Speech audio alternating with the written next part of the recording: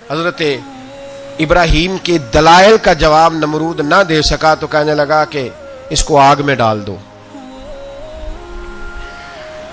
قوم گئی ہوئی تھی ساری. آپ نے بات سنی ہوئی ہے, میں نے صرف اشارہ دینا ہے. میلے پہ تو حضرت سیدنا ابراہیم علیہ السلام نے سارے بت توڑ دیے, کلاڑا بڑے بت کی گردن پہ رکھا. واپس آئے, کہنے لگے بت کس نے توڑے ہیں؟ تو فرمایا اس سے پوچھ لو جس کی گردن پہ کلاڑا ہے. کہنے لگے یہ تو بول ہی نہیں سکتا. تو فرمانے لگے بڑے بیوقوف ہو جو بولتا ہی نہیں, سنتا ہی نہیں, اپنا آپ نہیں بچا سکتا, اس کی پوجا کرتے ہو. کہنے لگے پکڑو, دلیلیں ختم ہو گئی, اس کو آگ میں ڈالو. بہت بڑی حویلی 45 فٹ مربع پہ مشتمل ایک حویلی بنائی گئی اور 45 فٹ اونچی. مختلف روایات, علامہ اسماعیل حقی کہتے ہیں کہ 3 مہینے تک نمرود نے کہا کہ اس کے اندر لکڑیاں ڈالو. لوگ پوچھنے لگے کتنی دنیا جلانی ہے؟ کہنے لگا بندہ تو ایک جلانا ہے, پر بندہ بڑا تگڑا ہے, ایک بندہ. 3 مہینے لکڑیاں ڈالی گئیں. اور لوگوں کی جو تہمات ہوتی ہیں نا, وہ بڑی عجیب ہوتی ہیں. تہمات میں نے بڑی تفصیل سے رمضان المبارک میں گفتگو کی تھی. بدشگونی, تہمات لوگ لیتے ہیں. اس وقت بھی لوگ تہمات کا شکار ہو گئے. عقیدہ بگڑ جاتا ہے تو وہ عجیب و غریب باتیں کرنے لگتا ہے. تہمات کا شکار ہو گئے. بیبیاں نظر مانتی, میں بیمار ہوں, اگر صحیح ہو گئی تو اتنے من لکڑی دوں گی حضرت ابراہیم کی آگ جلانے کے لیے. ایک عورت لے کے جا رہی ہے لکڑیاں, تو ایک نیک دل آدمی نے اس سے پوچھا کہاں جا رہی ہو؟ کہنے لگی میں نے منت مانی تھی تو حضرت ابراہیم علیہ السلام کو معاذ اللہ جلانے کے لیے لکڑیاں لے کے جا رہی ہوں. تو وہ رب کریم کے بندے کہنے لگے تو ڈھونڈتی رہے گی, تجھے وہ جگہ ملے گی نہیں. وہ بی بی کئی مہینے گھومتی رہی, جگہ ہی نہیں ملی جہاں لکڑیاں ڈالنی. ماری گئی. تہمات کا شکار ہوئے بہت سارے لوگ. تہمات کا بھائی, تہمات دین کے اندر منع ہے. تہمات دین میں کوئی نظر ماننا, کوئی کسی بزرگ کے مزار پہ جا کے سالے ثواب کے لیے کوئی چیز ماننا, یہ تو درست ہوا.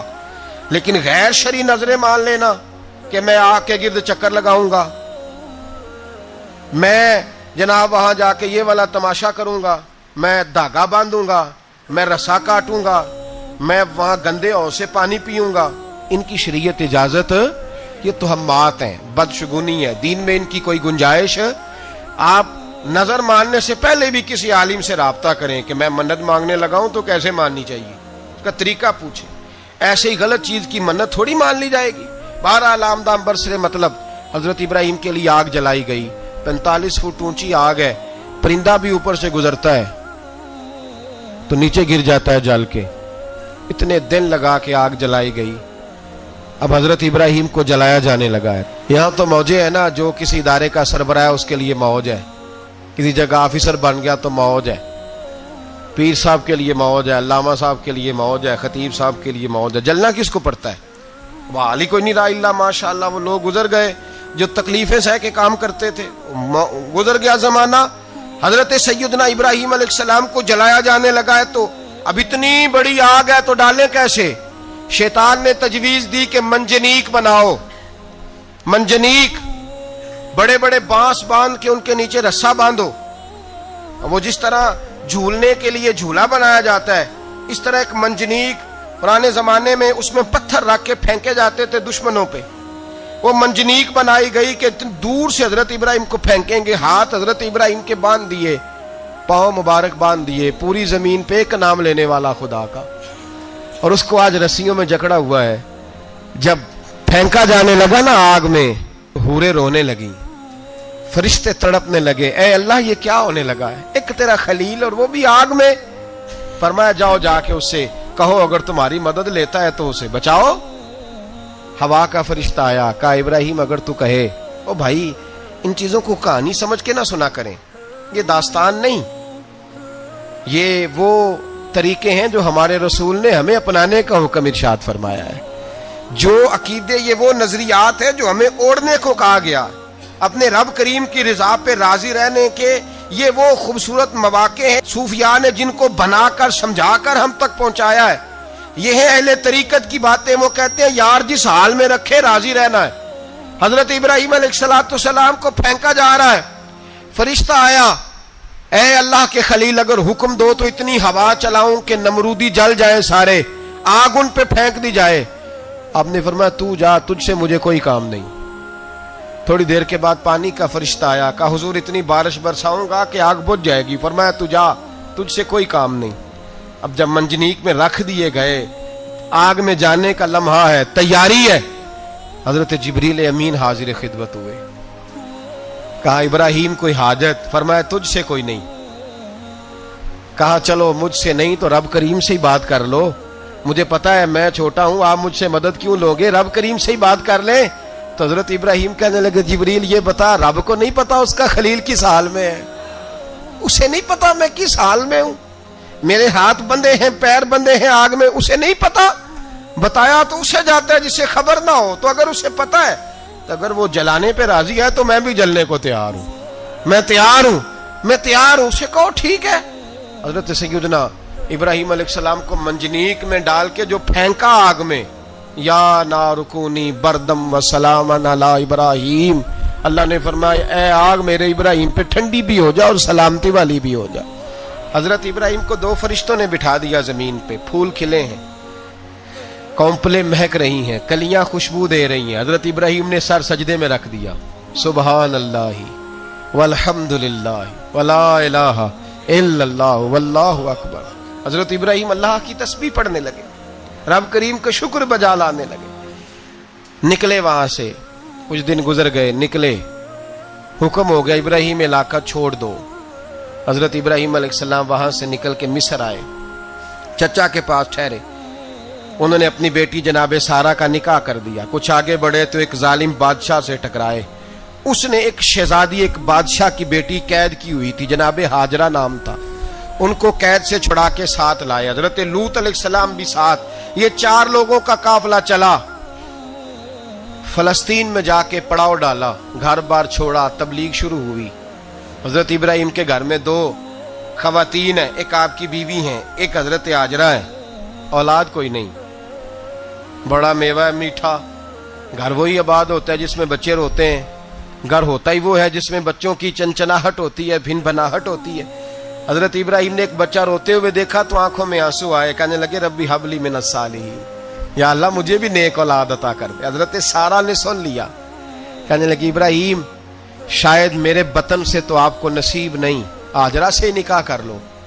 नाबे हाजरा से निकाह हुआ। अल्लाह तो बड़ा बेनियाज है, रब करीम ने हजरत इस्माइल जैसा खूबसूरत बेटा अता फरमाया। बेटा काला स्याह भी हो तो सीने की ठंडक होता है, पर यह तो वो बेटा है जिसकी पेशानी में नूरे मुहम्मदी चमकता है सल्लल्लाहु अलैहि वसल्लम। हजरत सैयदना इस्माइल इतने खूबसूरत।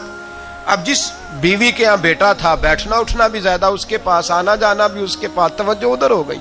जनाबे सारा रश्क करने लगी। एक दिन कहने लगी इसे छोड़ आ जंगल में, वादी गैर ज़ीज़र इन, मक्के के पास। भाई एक बेटा आलमे दीन बना लो। कहने लगा रोटी कहां से खाएगा, तेरे 5 बेटे हैं, को हाफिज़े कुरान बना, कहते रोटी कहां से खाएगा। वो बच्चा भी कहता है मैं कहां से खाऊंगा। हजरत इब्राहिम अलैहिस्सलाम तो चंद महीने का बच्चा छोड़ आए, तो कहां से रोटी खाई हजरत इस्माइल ने, कहां से खाई उनकी अम्मा ने रोटी, भूखे मर जाते हैं ये सारे। मैं बड़ी जिम्मेदारी से कहा करता हूं कि जितनी खूबसूरत रोटी अल्लाह करीम दीन के खादिमों को अता करता है शायद किसी और के नसीब होती हो, लेकिन हम लोग तवज्जो ही नहीं कर रहे, हमारा ज़ौक़ ही नहीं बन रहा, हम ये मेहनत ही नहीं कर रहे कि कौम को मुस्तनद उलमा की जरूरत है, इलाकों के इलाके खाली हैं, इधर हमारा मिजाज ही नहीं बन रहा, तवज्जो ही नहीं दीन की खातर। और फिर चले बच्चे तो बात की बात है ना, जो अभी खुद जवान है वो भी ये दुआ, एक साहब मुझे कहने लगे मैं दुआ मांग रहा हूं अल्लाह मुझे बेटा दे तो मैं उसे दीन पे लगाऊंगा। तो मैंने कहा आप भी बूढ़े नहीं हुए, आप खुद ही लग जाएं, बेटा तो अभी आएगा तो लगेगा ना, तो आप तो इस वक्त है तो आप तो पहले लगे ना साहब, 2 घंटे तो निकाल के आए, दीन सीखने को काफी है। आप इतनी लंबी सोच रहे हैं कि बच्चा आएगा तो बड़ा होगा तो वो जाएगा तो देखी जाएगी, अभी तो आप हैं तो आप तो आओ। हजरत इब्राहिम ने बच्चा वहां छोड़ा। यहां से जो उम्रा करने लोग जाते हैं ना, जो हज करने जाते हैं, उनको पता है कि वहां दुनिया की हर नेमत मिलती है, फिर भी डबल ट्रिपल पैसे लोग जेबों में डाल के जाते हैं।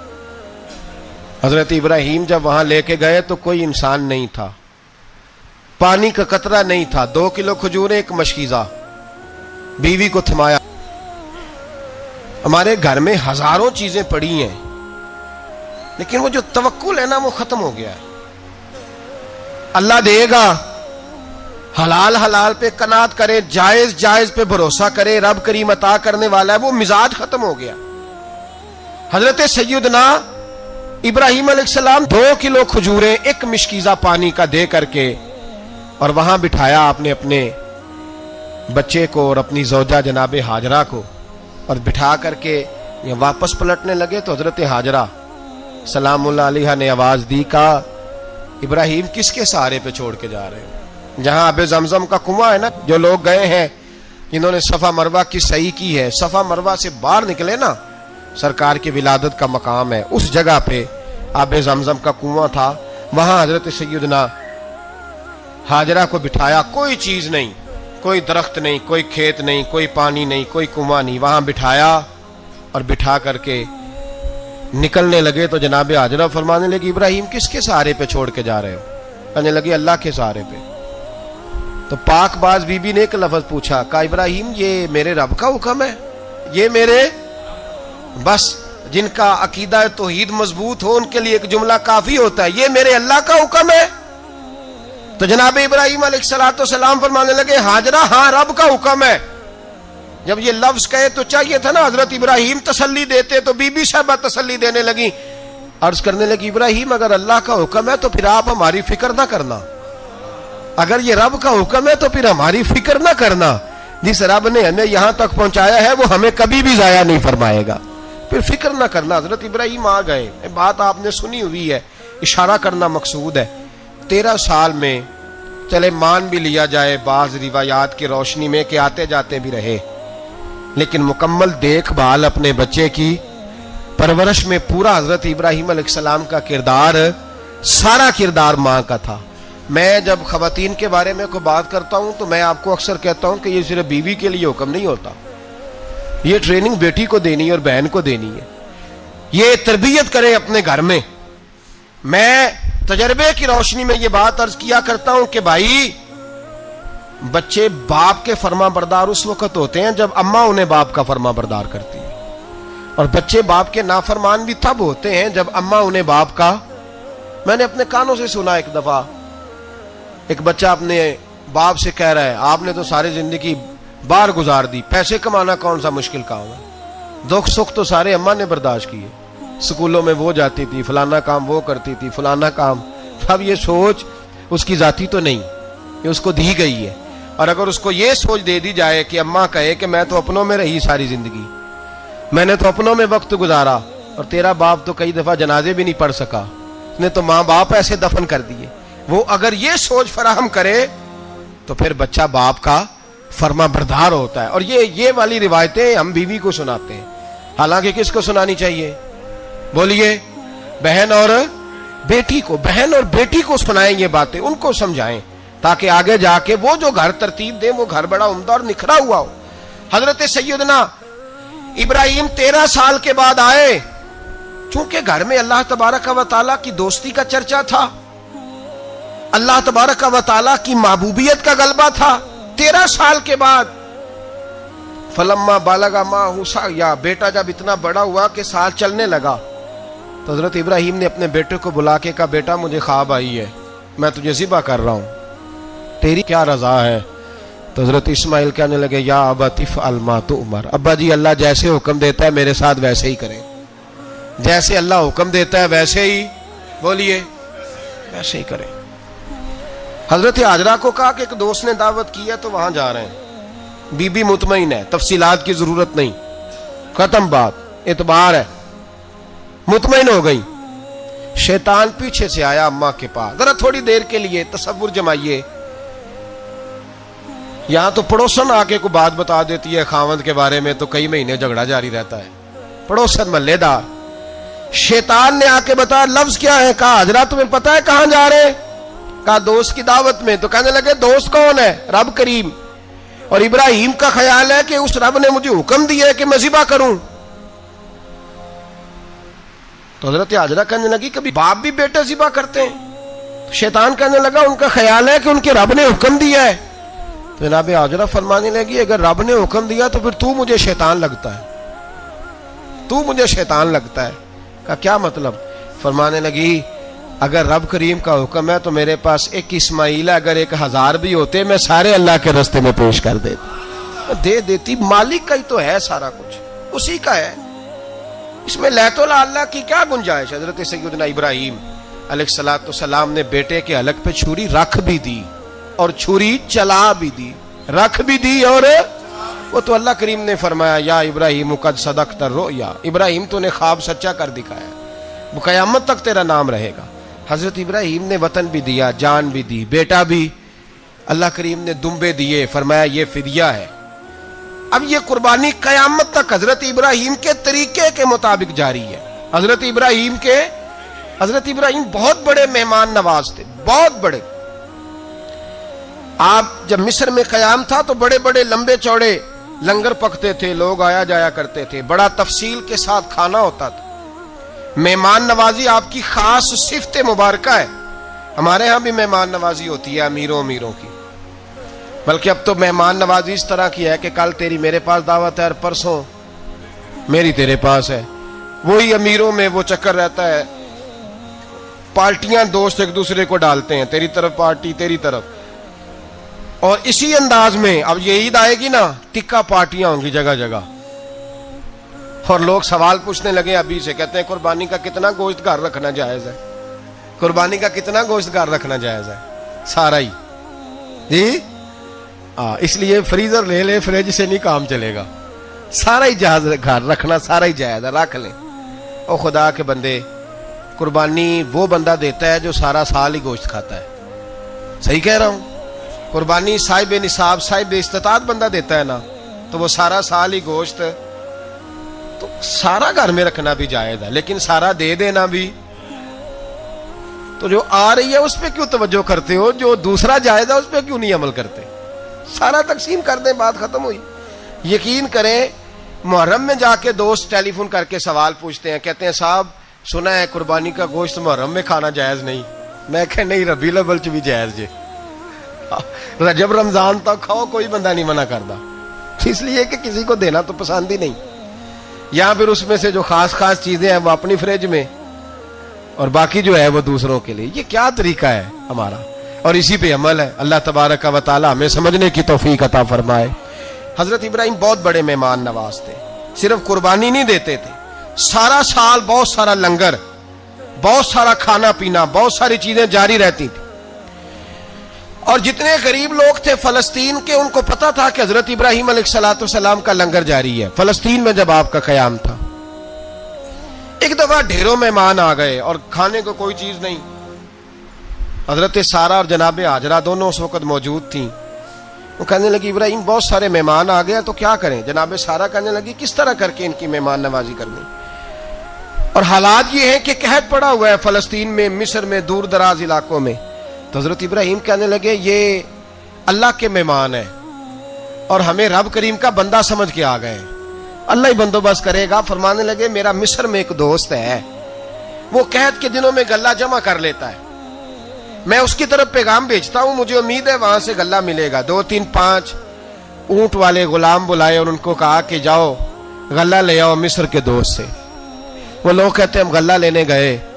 وہاں جب پہنچے تو حضرت ابراہیم خلیل اللہ علیہ السلام کا پیغام دیا تو آپ کا وہ دوست کہنے لگا غلہ تو بے شمار تھا، مجھے خبر نہیں تھی کہ حضرت ابراہیم کا پیغام آئے گا، تو میں تو سارا تقسیم کر چکا ہوں. لوگ لے گئے، اب تو کوئی شے نہیں. اب وہ خالی آ گئے، 5 کے 5 اونٹ. جب خالی آئے تو حضرت ابراہیم کی حویلی کی دیواریں چھوٹی چھوٹی تھیں. ان غلاموں میں سے، خادموں میں سے، آپ کے ان چاہنے والوں میں سے ایک کہنے لگا یار وہ غریب تو انتظار کر رہے ہوں گے کہ غلہ لینے گئے ہیں، ہمیں روٹی ملے گی. چھوٹی چھوٹی دیواریں ہیں، وہ جب دیکھیں گے نا خالی آ گئے تو انہیں تکلیف ہوگی. اس طرح کرو بوریوں میں ریت بھر لیتے ہیں، ریت بھر کے لے جاتے ہیں، بعد میں اندر رکھ کے انہیں سمجھا بہلا لیں گے یا حضرت ابراہیم کو بتائیں گے، وہ خود ہی ان لوگوں کی دل جوئی فرمائیں گے. اب غلہ کی جگہ ریت بھر کے اونٹوں پہ رکھ کے لائی گئی. لا کے بوریاں جب رکھ دی گئیں، حضرت ابراہیم علیہ السلام دوپہر کے وقت آرام فرما رہے تھے. بی بی سارہ اٹھی، کہتی ہیں جب میں نے دیکھا نا کہ بوریاں پہنچ گئی ہیں تو گئی، غلام کو ساتھ لیا اور اس کو جب کھولا نا تو کہتی اتنی حسین گندم میں نے پہلے کبھی دیکھی نہیں تھی، اتنا پیارا دانا میں نے کبھی ملاحظہ ہی نہیں کیا تھا۔ فرماتی ہیں جب اس کو پیس کر چکی میں روٹیاں پکائیں تو خوشبو دور دور تک پھیل گئی، اعلیٰ غذا بنی، بڑے بڑے کھانے بیویوں نے مل کے پکائے، چن دیے گئے۔ حضرت ابراہیم اٹھے تو لوگ کھانا کھا رہے، سجدہ شکر ادا کیا، اور جب سجدے میں گئے تو وحی آنے لگی، پھر رونے لگے۔ جب پلٹ کر باہر تشریف لائے تو جناب سارا کہنے لگی ابراہیم تمہارا مصری یار بڑا اچھا ہے، اس نے اتنی اعلیٰ گندم بھیجی ہے کہ اتنی تو میں نے پیاری گندم کبھی دیکھی نہیں۔ جناب ابراہیم مسکرائے، فرمانے لگی سارا یہ مصری یار نے نہیں بھیجی، یہ میرے عرشی یار نے بھیجی ہے، یہ میرے عرشی یار نے بھیجی ہے۔ بھائی مہمان نوازی مزاج تھا، ہاتھ لٹا دینا مزاج تھا، دوسروں کی اشک شوئی مزاج تھا۔ حضرت ابراہیم علیہ السلام کا طریقہ ہے قربانی، حضور نے ان کا طریقہ بیان کیا۔ اگر سال کے بعد قربانی دینا ان کا طریقہ ہے تو سارا سال غریبوں کو روٹی دینا بھی حضرت ابراہیم کا طریقہ ہے، سارا سال غریب کی نوکری کرنا یہ بھی حضرت ابراہیم کا طریقہ ہے، بھوکے کو کھانا کھلانا یہ بھی۔ میرے مصطفیٰ کریم سید عالم صلی اللہ علیہ وسلم سے صحابہ نے پوچھا حضور بہترین مسلمان کون ہے؟ بہترین مسلمان؟ تو حضور نے فرمایا جو سلام لینے میں پہل کرے اور غریب کو روٹی کھلانے میں سب سے اچھا ہو، وہ بہترین مسلمان ہے، زبردست مسلمان۔ ہمارے ہاں دعوتیں ہوتی ہیں تو امیروں کی، افطاریاں ہیں تو امیروں کی، اور میرے مصطفیٰ کریم علیہ السلام نے فرمایا بدترین دعوت ہے جس میں امیر بلائے جائے غریب نہ بلائے جائے، وہ بدترین دعوت۔ حضرت ابراہیم کا طریقہ رہا ساری زندگی مہمان نوازی۔ اور دوسرا ان کا مزاج تھا، اللہ سے پیار ہو گیا تھا نا، جب رب کریم سے محبت ہوتی ہے نا اور محبت کا احساس ہوتا ہے دل میں، پھر سجدے لمبے ہوتے ہیں۔ عام آدمی تو نماز بھی نہیں پڑھ سکتا، جسے خدا سے محبت ہوتی ہے وہ تہجد بھی نہیں چھوڑ سکتا۔ وہ یہ محبت کی بات ہے نا، جس کو پیار ہوتا ہے اس کی تہجد بھی ہے، اس کی اشراق بھی ہے، چاشت بھی ہے، اس کے عمرے بھی ہیں، اس کے حج بھی ہیں، اس کے بار بار کعبۃ اللہ کے دیدار بھی ہیں۔ یہ محبت الہی ہے، جوش مارتی ہے۔ ان لوگ سجدہ کرتے ہیں تو اٹھتے ہی نہیں، اللہ کے بندوں سے پیار کرتے ہیں، اللہ کی۔ حضرت ابراہیم کو رب کریم سے اتنی محبت تھی، اتنا پیار تھا کہ وہ آپ کی زندگی کے ہر پہلو سے چھلکتا تھا۔ ایک وقت ایسا آیا کہ اللہ تعالیٰ نے حضرت ابراہیم کو بہت زیادہ مال عطا فرمایا، اتنے اونٹ گنے نہیں جاتے، گائیں اتنی زیادہ کہ شمار نہیں ہوتی، بکرے بکریاں اتنی زیادہ کہ شمار، بہت زیادہ مال اللہ نے عطا فرمایا۔ اور ابھی کچھ عرصہ پہلے آپ پیچھے جائیں نا تو جو لفظ مال تھا وہ روپے پہ تو بولا ہی نہیں جاتا تھا، وہ جانوروں پہ بولا جاتا تھا۔ بہت زیادہ مال اللہ نے دیا، بکریاں، گائیں، اونٹ، بیل، بڑا کچھ۔ تو رب کریم نے فرشتوں سے فرمایا کہ واتخذ اللہ ابراہیم خلیلا، ابراہیم میرا دوست ہے۔ تو فرشتے کہنے لگے یا اللہ جسے اتنا کچھ دیا جائے اس نے دوست تو بننا ہی ہوتا ہے، تو نوازا ہی بڑا ہے، اتنا مال، اتنے کھیت کھلیان، اتنا کچھ۔ اللہ کریم نے فرمایا جاؤ آزمائش کر لو، امتحان لے لو۔ فرشتہ امتحان لینے پہنچ گیا۔ حضرت ابراہیم کے جانور چر رہے ہیں چراگاہ میں، حضرت ابراہیم بھی ہیں، غلام بھی ہیں، بہت بڑا ریوڑ ہے، آپ تشریف فرمائیں۔ ایک فرشتہ آیا تو کھیت میں چھپ کے بیٹھ گیا اور بلند آواز سے کہنے لگا سبحان اللہ والحمد للہ ولا الہ الا اللہ واللہ۔ یہ تسبیح بڑی پسند ہے، محبوب نے ان کی فضیلت بیان کی۔ اب وہ حضرت سیدنا ابراہیم علیہ السلام کھڑے تھے تو وہ کھیت میں بیٹھ کے تسبیح پڑھنے لگا سبحان اللہ والحمد للہ ولا الہ الا اللہ۔ حضرت ابراہیم کہنے لگے یہ میرے رب کا نام کون لے رہا ہے؟ بڑی اس کی میٹھی آواز ہے، بڑی، کون ہے؟ ڈھونڈنے لگے، گھومتے گھومتے اس کے پاس چلے گئے، فرشتہ انسانی شکل میں۔ تو میرے رب کا ذکر کر رہا تھا؟ اس نے کہا میں ہی کر رہا تھا۔ فرمانے لگے یار ایک دفعہ پھر نہیں کرتا؟ تو کہنے لگا ابراہیم پہلے تو میں اپنی مرضی سے کر رہا تھا، تو کہتا ہے تو پیسے لگیں گے، پیسے ہیں تو کر دیتا ہوں۔ حضرت ابراہیم کہنے لگے بول تو کیا لے گا، میرے اللہ کا ذکر سنانے کا کیا لے گا؟ کہنے لگا جتنی بکریاں آپ چرا رہے ہیں ساری دے دے تو میں اللہ کا ذکر سنا دیتا ہوں۔ اور آپ نے فرمایا بس جا تیری ساری ہوئی میرے رب کا ذکر سنا۔ اور پھر شروع ہو گیا سبحان اللہ الحمد للہ ولا الہ الا اللہ واللہ اکبر۔ حضرت ابراہیم علیہ السلام کیف میں، یار پھر ذرا سنا، نہ علمہ وچ پھسا سانو، تو یار دی گل سنا سانو، ذرا دوبارہ سنا۔ پھر سنایا، ایک دفعہ پھر کہا، فرشتہ کہنے لگا بس جی آپ کے پیسے پورے ہو گئے۔ حضرت ابراہیم کہنے لگے چل ایک دفعہ اور سنا. کہنے لگا پیسے لگیں گے. تو کیا لے گا؟ کہنے لگا گائیں بھینسیں ساری میری. فرمایا بس یار اتنی قیمت، تو سنا صحیح، سارا کچھ ہی تیرا. پھر شروع ہو گیا سبحان اللہ والحمدللہ ولا الہ الا اللہ واللہ اکبر. گائیں دے دیں، بھینسیں دے دیں، وہ ذکر سناتا ہے. حضرت ابراہیم کبھی مچلتے ہیں، کبھی روتے ہیں، کبھی آہیں بھرتے ہیں. تو میرے رب کا نام لے رہا ہے، ذرا پھر سے لے. کیف جاری ہے. کہنے لگا بس بھائی. حضرت ابراہیم فرمانے لگے تو اور لے لے جو لینا ہے، مجھے ذکر سنا. اس نے کہا ابراہیم بکریاں میں لے چکا، گائے بھینسیں میں لے چکا، اونٹ رہ گئے، سارے لے لوں گا پھر ذکر سناؤں گا. فرمایا جا تیرا ہوا تو ذکر سناتا رہ، میں دیتا ہوں. دے دیا. کچھ دیر ذکر کیا تو اب خاموش ہو گیا. حضرت ابراہیم خلیل اللہ علیہ السلام فرمانے لگے ذکر سنا. کہنے لگا ابراہیم اب تیرے پاس دینے کو کیا ہے، ہر چیز تو میں لے چکا. آپ فرمانے لگے یہ گائے بھینسیں بکریاں چرانے کے لیے تجھے کوئی نوکر ملازم بھی تو چاہیے نا. تو اس طرح کر مجھے رکھ لے، میں روٹی نہیں مانگوں گا، کھانا نہیں مانگوں گا، تو اللہ کا ذکر سناتا رہنا، میں تیرے جانوروں کی نوکری کرتا رہوں گا. حضرت ابراہیم علیہ السلام نے جب یہ کہا نا، فرشتے کی آنکھوں میں آنسو آ گئے. تر دامنی پہ شیخ ہماری نہ جائیے، ہم دامن نچوڑ دیں تو فرشتے وضو کریں. فرشتہ رو پڑا اور کہنے لگا ابراہیم مجھے سینے سے لگاؤ، آپ واقعی اس قابل ہے کہ اللہ آپ کو اپنا دوست بنائے، واقعی اس قابل ہے کہ رب آپ کو اپنا. حضرت ابراہیم علیہ السلام کا خدا سے محبت کرنے کا نرالا انداز. اور میرے بھائی یہی محبت انہیں میرے مصطفیٰ سے بھی تھی. ایک نبی گھر بنا رہا ہے، دوسرا بنوا رہا ہے. حضرت اسماعیل علیہ السلام پتھر اٹھا اٹھا کے لا رہے ہیں، جناب ابراہیم بنا رہے ہیں. جب خانہ کعبہ بن گیا تو کہنے لگے ربنا وابعث فیہم رسولا، اے اللہ اب اسے بسانے کے لیے اپنا آخری رسول بھی عطا فرما. نبی پاک فرماتے ہیں میں دعا ہوں حضرت ابراہیم کی. یہ قربانی حضرت ابراہیم کا طریقہ ہے. حضور نے اگرچہ نبی پاک کی اپنی سنت تھی، یہ بھی کہہ سکتے تھے سنتی و سنت ابیکم ابراہیم، میری سنت ہے اور تمہارے باپ ابراہیم کی سنت ہے. یہ نہیں فرمایا. جب صحابہ نے کہا قربانی کیا ہے، فرمایا سنت ابیکم ابراہیم، یہ تمہارے باپ ابراہیم کی سنت ہے. ہر صاحب نصاب پر قربانی واجب ہے.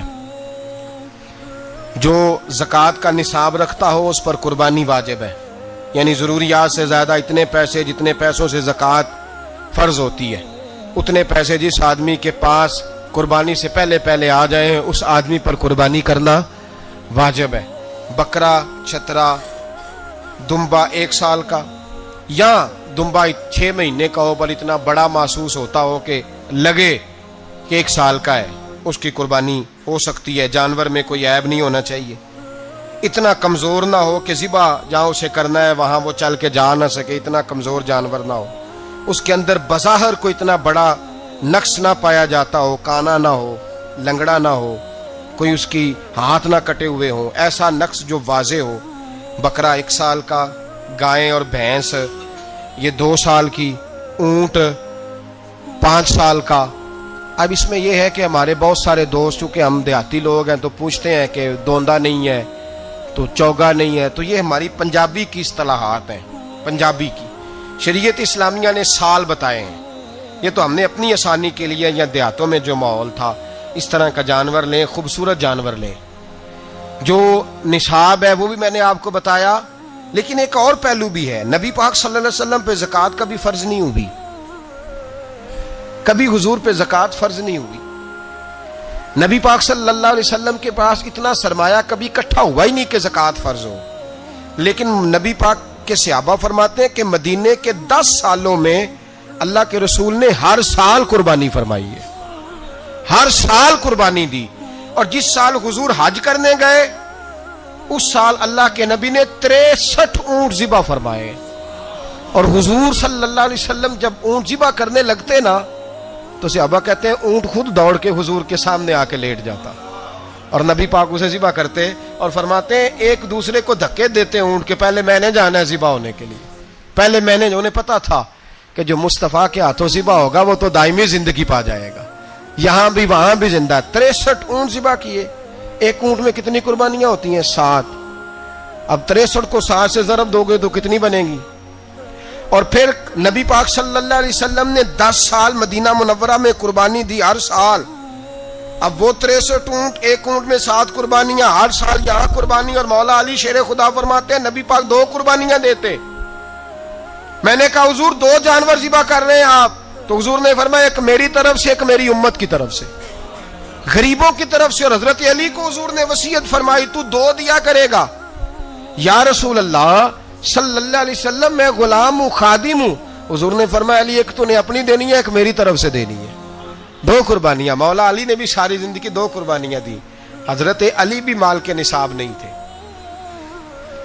اپنا مکان ہی نہیں تھا، کوئی کاروبار نہیں تھا، کئی دن فاقے رہتے تھے، پر قربانیاں کتنی دیتے تھے؟